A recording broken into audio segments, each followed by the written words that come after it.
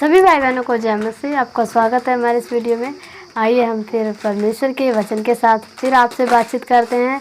और जैसे कि मैंने अपने लास्ट वीडियो में बताया था कि परमेश्वर का आगमन निकट है और इस जगत के अंत का क्या चिन्ह होगा। जब चेलों ने परमेश्वर से पूछा तो प्रभु यीशु मसीह ने बताया कि ऐसी ऐसी विपत्तियाँ आएंगी, जो कि मत्ती अध्याय से मैंने आपको बताया था। तो आइए हम देखते हैं अब उन सब विपत्तियों से, इन सब परेशानियों से बचने का उपाय। क्योंकि आपके मन में ये चल रहा होगा कि इन संकट और कलेशों से कैसे बचा जाए। तो जो मेरे नए मसीह भाई बहन हैं, जो अभी बाइबल को उतना अध्ययन नहीं कर पाते, इतना नहीं समझ पाते, तो मैं उनके लिए यही बताना चाहूँगी। जब आप लूका 21 अध्याय उसके 34, 35 और 36 इन 3 पदों को पढ़ेंगे तो उसमें क्या लिखा हुआ है। वहाँ 34 से जब हम पढ़ते हैं तो वहाँ लिखा हुआ है, सावधान रहो, ऐसा न हो कि तुम्हारे मन खुमार, मतवालेपन और इस जीवन की चिंताओं से सुस्त हो जाए और वह दिन तुम पर आ पड़े अचानक से फंदे के समान। क्योंकि ऐसा सब पृथ्वी के सारे रहने वाले सब जातियों पर ऐसा ही होगा। इसलिए जागते रहो और हर समय प्रार्थना करते रहो, ताकि तुम इन सब विपत्तियों से बचने और मनुष्य के पुत्र के सामने खड़े होने योग्य बनो।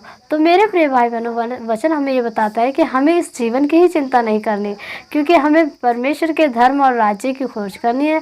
और इस जीवन की जो चिंताएं, इस जीवन के जो हमारे ज़रूरतों की चीज़ें, वो परमेश्वर को पता है कि हमें किन चीज़ों की आवश्यकता है। तो उस परमेश्वर के ऊपर छोड़ देना है और हमें हमेशा इस जीवन के बारे में नहीं सोचना, क्योंकि चिंता करके ना हम अपनी आयु की एक घड़ी बढ़ा सकते हैं और ना ही घटा सकते हैं। तो मेरे प्रिय भाई बहनों, मेरा यही बताना है कि आप अपने मन को शुद्ध और अपने विवेक को शुद्ध करें और परमेश्वर से प्रार्थना करते रहें। हमेशा हर समय प्रार्थना करनी है, जागते रहना है। ये नहीं कि आप ना सोइए, लेकिन प्रार्थना कीजिए, जो कि प्रभु ने हमें बताया। प्रार्थना ऐसा निवारण है, ऐसा रास्ता है कि हम आने वाली विपत्तियों से बच सकते हैं।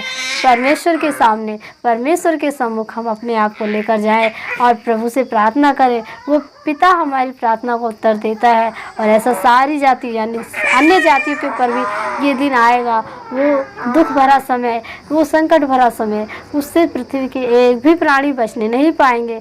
तो मेरे प्रिय भाई बहनों, यहाँ वचन हमें इन सब विपत्तियों से बचने और जब परमेश्वर का दूसरा आगमन होगा, उस समय हम प्रभु के सामने किस तरह से खड़े होंगे, जब हम निष्कलंक, निष्पाप और निर्दोष होंगे और प्रार्थना विनती में अपना जीवन बिताएंगे। तभी उस पुत्र यानी परमेश्वर के पुत्र, मनुष्य के पुत्र के सामने हम खड़े हो सकेंगे और वो पिता हमें अपनी महिमा में लेकर जाएगा। क्योंकि हमारा असली ठिकाना वो स्वर्गीय घर है, जैसे कि मैंने लास्ट वीडियो में बताया था। और वही हमारी असली विरासत है और वही हमें जाना है।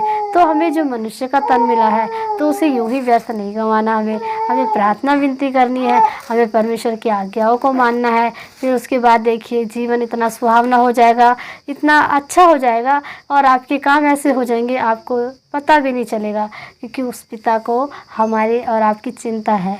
तो मुझे लगता है कि आपको इस वचन में समझ आई होगी कि हमें इस जीवन की चिंताओं से अपने मन को सुस्त नहीं करना है, अपने मन को अशुद्ध नहीं करना है। हमें परमेश्वर के सम्मुख जाना है, प्रार्थना करनी है जितना भी समय मिले। और जो लेडीज़ हैं, जिन्हें थोड़ा काम रहता है घर का वर्क, तो वो काम करते समय भी मन ही मन अपने हृदय से, अपनी आत्मा से परमेश्वर पिता से दुहाई दें कि हे प्रभु, हमें गलती से, गुनाहों से, अपराधों से बचाइए। पिता, हमारी प्रार्थना सुनिए।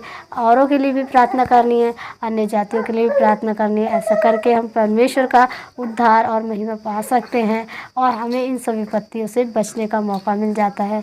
तो इस वीडियो में इतना ही। आगे फिर इस तरह से ऐसे ही मधुर वचन के साथ परमेश्वर के मिलेंगे। तब तक के लिए जय मसीह।